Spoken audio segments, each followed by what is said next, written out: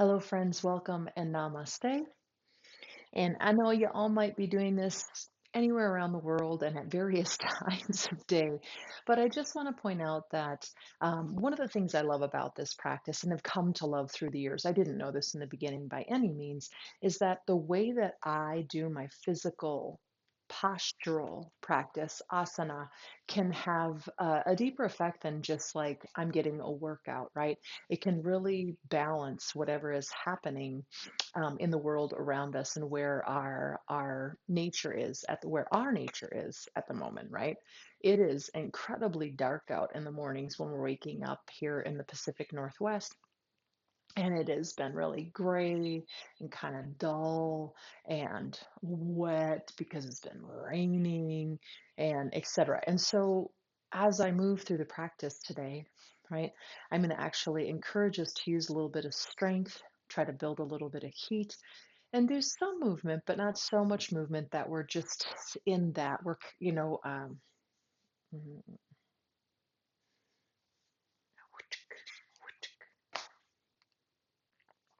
hello, friends. Welcome and namaste. Let's get to it, shall we? We're going to start in child's pose today. If that makes you want to pad your knees, go ahead and grab a cushion. You may or may not want blocks at the top of your mat. I always say, just get them. It's easier to have them there than it is to go looking for them once you're in the middle of your practice. Child's pose. We're going to do knees wide, big toes touch, elbows wide, fingers touch. So if I was up above you looking down, you would look a little bit like the shape of a diamond. Anyone who has joints, who just don't care for this pose or it doesn't feel like a place you can be for about 2 minutes, please stand in a forward fold with your feet wide and your knees bent. You'll be in a similar shape, getting some of the same benefits. All of us, no matter where we are, let's tune into that physical body, trying to just let any tension in the body melt. Noticing where there might be some tight spots, or maybe it feels like there's a little restriction happening.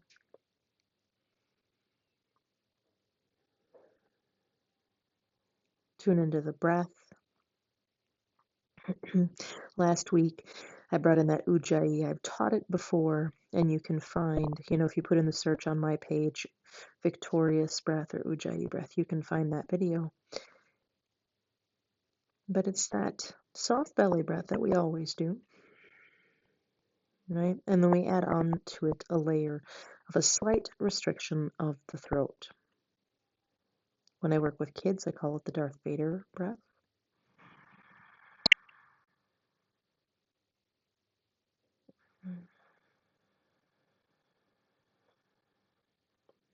I could call it the oceanic breath. Same muscle you use to whisper or create fog on a mirror. So again, maybe go back and watch that other video or just drop it and just do soft belly breath. But if you can engage and keep that Ujjayi breath going today, that would be wonderful. Stretch those arms forward, straight arms, hands as wide as your mat today. Pushing down into your hands so much your forearms lift up. So it's a very active upper back. We're going to go ahead and we're going to lift the forehead, walk the hands over to the right of center, and then come back down with your head if you can. Push down and forward with the hands, move the hips back. Always opposition if we want to stretch. Bring the head back up. You're going to walk past center, walk over towards the left side of your mat. Forehead can come down. Press down into your hands. Right hands forward and down, hips back. Breathe into that right side body. And then come on back to your center. So we're going to do a little series. It goes like this. You're going to inhale, coming up into cow, reaching the sternum away from the belly button. Bring your knees in a little bit, curl your toes under, and exhale back, downward facing dog. Knees coming down, Ujjayi breath. Reach that sternum forward away from your belly button. Exhale back, child's pose. There's one more part to this series. You're going to come up on your knees, reach your arms out, think sun salutation, right? Hips move a little forward, and then exhale back down into child's pose. I should have taken my socks off before I started this sequence. Inhale, come on up into cow pose. Exhale back, downward facing dog.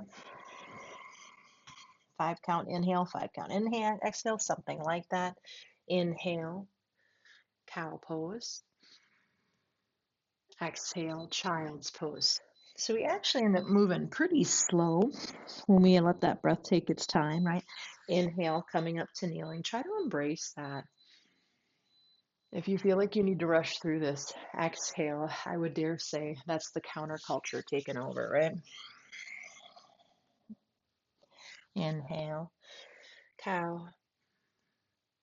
Exhale, downward dog. Inhale, cow. Exhale, child's. Inhale, kneeling, sweeping the arms, hips move a little forward. Exhale, down. We're going to do that one more time. And when we get to the kneeling, we're going to pause there, actually. Inhale, cow. Exhale, downward dog. Inhale, cow. Exhale, child's. Inhale, sweep the arms out. Now, if you feel like you need to be long ways on your mat for gate, feel free to switch the position of the body. You're going to reach your right leg out, and then you're going to reach your left arm up and over, and that right hand is just going to come down and rest on the leg. No pressure on the knee, right? No pressure because of the knee is probably a better way to say that. So find just a little bit of pelvic floor action in the adductor, right? We've talked about that living core. We had 3 weeks of that. So really finding that you have this sturdy structure, this stable structure out of which to reach. And take one more breath. Hopefully we're waking up that left side body. And then we're going to come on over. You could bring this left hand down onto a block if you would like to, and reach that right arm up. Right hand could be on hip, all the regular variations. You could even lift that left leg. Notice if you're going in actually like, I must do the hardest thing possible. And then you're going to go ahead and you're going to move between the two. Inhale, gate pose. And exhale, this is kind of a modification of a side plank, I would call it. Keep that living core turned on the whole time. Find that rhythm in that breath, that Ujjayi breath. The next time we get into the side plank, we're going to stay there, Vashisthasana. And of course, it's not the traditional. We have that knee down underneath us, right? Pause there. Leg can be down on the ground or lifted, your choice. Low belly, pelvic floor, solar plexus. Now move the shoulder blades down the back a little bit and try to lengthen through your upper back and your neck. And then bring that knee down, come right back up. If you were using a block, put it on the other side so you have it available. Reach the left leg out. Toes can be forward or out to the side. This is more complex in the hip joint, right? You're going to go ahead, you're going to bring that left hand down on the leg. Again, no pressure at all, and reach that right arm kind of up and over on a diagonal. And just pause there for a few moments. Let's open it up. Let's figure out this pose before we start to move between the two, right? And then you're going to reach over, hand on block or ground. Left arm can be up, hand could be on hip, foot can be on the ground, or foot might lift, right? If in any of those variations, find the adductors, the pelvic floor, and all the things, right? We want a stable pelvis. Okay, here we go. Inhale, gate. Exhale, side plank. Your version, not mine. Inhale, it's not about how high I lift that leg. If I lift that leg, I just want to have it up just a little bit so I'm bearing the weight, but so that my heel and my hip are still in line with each other, right? On that diagonal line. We'll hold the next side plank, Vashisthasana, when you get there, right? Breathe. Push down into that leg. Find all of the bits and the pieces. If you don't know the living core stuff, go back a couple weeks. We had 3 weeks of it, right? Move your shoulder blades down your back, lengthen through your neck spine and your upper back spine, and then try to bring that knee down as you come all the way back up. Move that block off to the side. Come on up into downward facing dog. Bend the right knee. Let the right knee move a little left. Your hips are going to sway to the right. Maybe come up onto your left fingertips and walk your left fingertips forward as the left hip moves back. Again, opposition. Bring that left hand down. Come back to center. Bend the left knee. Swing it right. Hips move left. Come up on fingertips and itsy bitsy the fingertips a little further forward. Right hip back. Lengthen. And bring that hand down, come back through center. We're going to inhale the right leg up into the air behind you and bring it forward between the hands, right? Bring that left knee down if you want to. You can leave it lifted if you prefer. And we're going to go ahead and bring those blocks in or not on fingertips, but lengthen the spine, right? Move those shoulder blades down the back and get nice and long. Now, I call it traction action when you have an energetic action, but there's not an actual movement, right? The right foot moves back, the left knee moves forward. Again, it doesn't, it's on a sticky mat, but if I pull them to each other, I start to activate through that pelvic floor, through my adductors. Breathe, uncurl your left toes. Inhale, reach the arms up, pull the frontal hip points up, but keep that energetic action of that scissoring, right? Let's go ahead and bring the right hand on the right thigh, lean a little bit to the left, lengthen out of that left side waist, doing a lot of side lengthening today if you hadn't noticed that. Come back through center. We're going to bring that left hand down, block our floor. You can curl the toes under and lift the leg or not. Lengthen spine and rotate towards the right. Right hand can stay on the thigh. Right fingertips can reach up. Okay. So now the next piece of this is going to go something like this. Bring that right hand down and go ahead and come forward and come up, finally building heat. Plus I have this fireplace by me. Reach those arms forward and up. Hands could be on hips, that would be fine, right? But try to keep this side waist long. As a matter of fact, grab your elbow points and lengthen the side waist. Keep it long, re-extend or hands on hips. And then you're going to go ahead and you're going to bend the left knee like you could touch the ground. It doesn't have to touch the ground at all, right? Inhale, push the heel back. So don't pop the hips up, right? The hips don't move a whole lot for this today. That left knee is going to bend a little bit. They come down a little bit, right? But don't pop up. Keep that right knee bent. Push the left heel back and extend. Try and do one more of those. Bend that left knee anywhere towards the earth. Straighten that heel back. Keep the scissor action of the thighs, even here, right? Bring the hands down. Whew. Step back. Downward facing dog. Any of my friends who have a blanket on their mat like me, let's remove the blanket. Inhale forward, top of a push-up. You could skip this part if you wanted to. Knees can come down or not. Exhale through your push-up. Inhale, low cobra. Exhale back, downward facing dog.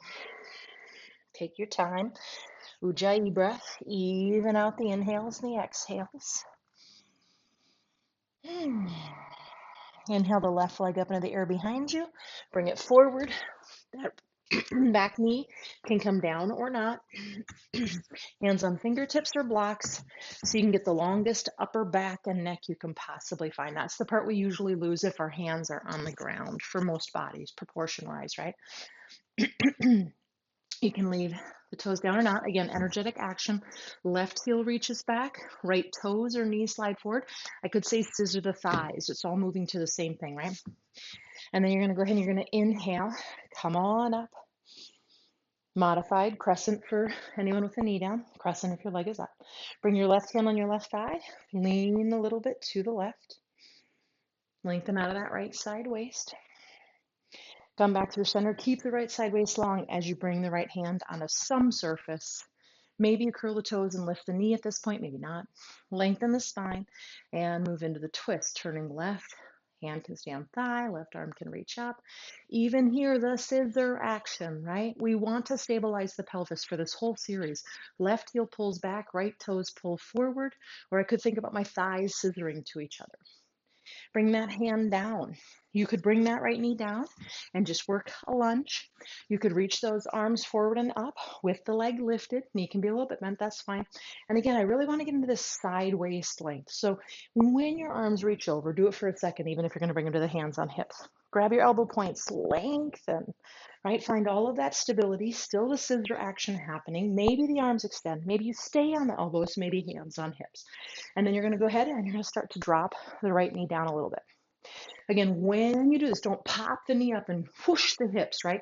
Keep the hips low, push the right heel back. You're asking the psoas to lengthen, right? Psoas is in the front of the right hip if you can't feel it. Bend that left knee down a little or a lot. Push that heel back. Try to keep the hips low. Try to keep the scissor action the whole time. It gets harder when you're bending and unbending that knee, doesn't it? To keep the stability of the pelvis. And then the next time you lift it, you'll bring your hands down, move your blocks. I moved my blanket in, so I'm going to ditch it again, right? Downward dog is an option. You can all stay there. Maybe you come forward. Maybe this time you lift the knees or you bring them down. You choose. Exhale through your push-up. Inhale, maybe low cobra. Maybe you're ready for that upward dog. Bendy bodies. I can't say it enough. Pull the belly, pull the belly, pull the belly, pull the belly. Back to the spine, right? Exhale back. It ain't all it's cracked up to be in a flexible or, quote, bendy body. We just have a different set of issues than people who aren't flexible. Inhale. And then with your exhale, you're just going to bring your knees down, feet together, swing your legs one direction. Come into an upright posture. I'm going to sit on a little bit of height myself. Bring the soles of the feet together. I'm out of breath. And then from there, we're not going to do a forward fold right away. Stick with me for a second, if you don't mind. I'm going to pull against my shins, my ankles, whatever I get a hold of, right? And I'm going to do that, and I'm going to try to bring my pelvis up and in. And then soften the hips as much as you can, especially if the legs came up high with that action, right? And we're going to do bandhas, or locks, they're called, for the energetic quality it brings into our body. So we've been working with Mula Bandha for forever. I just don't always call it Mula Bandha. Your perineum, right? Pucker your perineum up into the center of the belly. So it comes a little together, and then like it was a piece of fabric, right? If I came in and I grabbed my fabric and I puckered it up, that would be what the perineum would be doing, right? If it does make sense, pull the perineum up. Now, keeping the spine really long and keeping the chest broad, right? Maybe. Let the chin move down just a little bit. So the perineum is pulling up, the chin is dropping down. The chin lock, right? And just pause for a moment. Imagine every time you take an inhale, you can still have that ujjayi breath, by the way. That prana, that vital life force energy you're bringing in is circulating through the torso, filling every organ, every cell, every membrane and tissue. Now you can stay here if you're really enjoying the work of the locks, or you could start that forward fold. Pull against the shins, and I know I say it every time, and I think every single time I teach. Pelvis comes forward, not just the chin, right? Let the pelvis come as far forward as I can, and then soften the spine in. I'm going to suggest a more, what I'm going to call a yin style. So instead of me putting my hands on my legs or pushing down or any of that stuff, I'm going to let my arms come in front of my legs if I can get that far in my fold. And I'm going to let everything just hang. Let that chin soften into the chest. Let that head hang. Find that ujjayi breath, that slight restriction of the glottis muscle.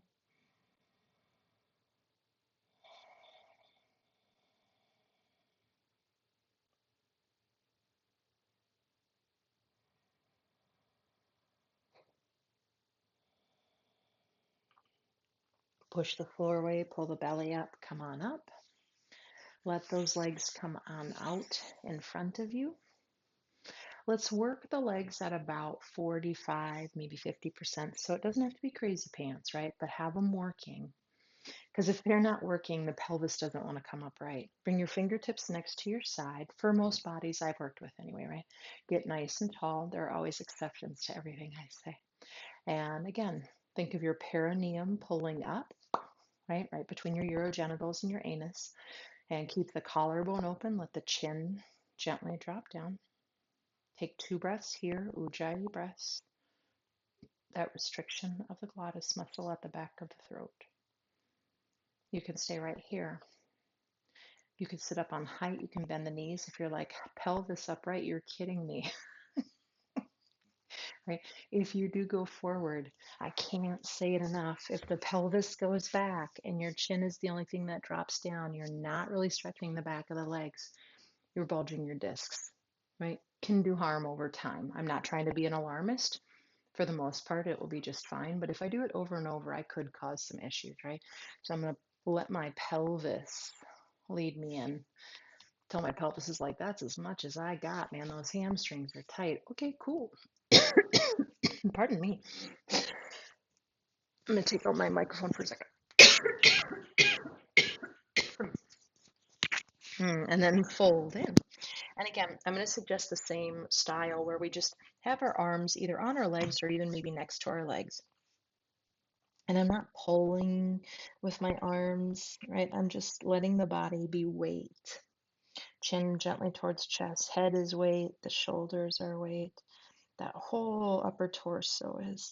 And again, my legs are working at about 45-ish percent, 40, 45, a little bit of action. Ujjayi breath. Even out the inhales and the exhales if that got lost. And then push your hands down, pull the belly up to come up. And you're going to come down onto your back. So anyone who's newer to me, I will always suggest you use a little bit of belly muscle to help you. It's just a smoother, safer, I think, for the low back, right? So push down through the feet. My feet never leave the ground if I can help it. I pull my belly button back to my spine. I try not to let my knees go in or out, like all the stuff, right? And then let's go ahead and have our feet walk as wide as our mat. Tee the arms out and let your legs go right center, left center on your timing. We don't always have to be synchronized to each other anyway. Synchronize to your breath. Let that breath still be that long inhale, that long exhale.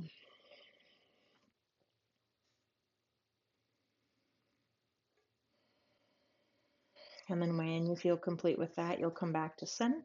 Options. My feet stay wide and my knees gently move in. Right? Move the arms down a little bit, palms up. So you keep that broad collarbone. Of course, if you need to put on snuggly clothes or put a blanket over you, please do. You could also extend the legs out to straight. And I always call it kind of an in-between. And my low back's been talking to me a little bit in my pelvis. So bringing a blanket roll, which I'm showing right now, underneath my thighs, right? It allows me to extend my legs without compromising or causing any sensitivity in my low back.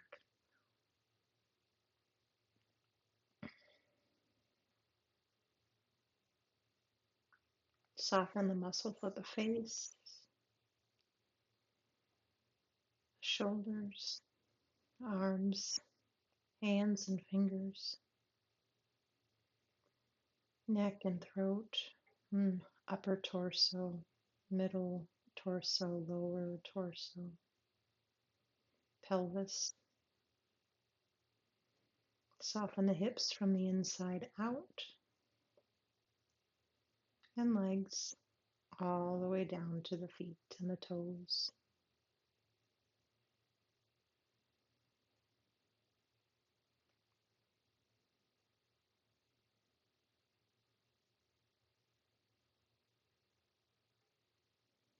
And this is where I think it can get really tempting to just get up and move along.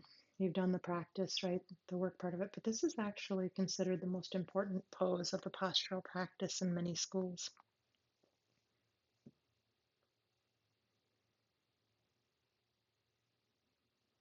We've got about 5 more breaths, so try to stick it out with me if you don't mind. Ujjayi breath. About 5 count inhales and 5 count exhales.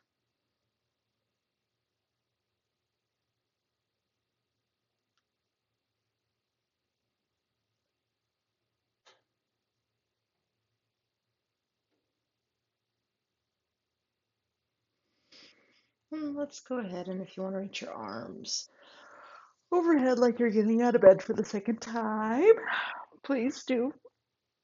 If your legs were straight or over the blanket, bend the knees. Let's bring them in towards the chest and roll over to one side. Many teachers will say the right side, and there is a specific reason for that, but we all have different things going on in our body. Gently push the floor away, keep the neck soft. The head is, you're kind of turned to look towards the ground. And then come on up to seated. The Vena cava nerve runs on the left, and so they just always talk about rolling to the right so you're not compressing that side. But if you're pregnant, you would always roll to the left, right? If you have an injury or a shoulder and a hip or something like that. So listen to your body.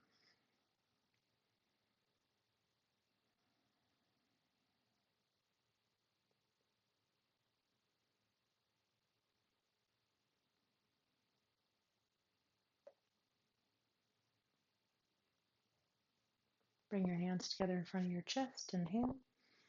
And as you bow that head in, take a moment of gratitude. You gave yourself the time and space. You did it. You're awesome. Namaste. May you be well, friends.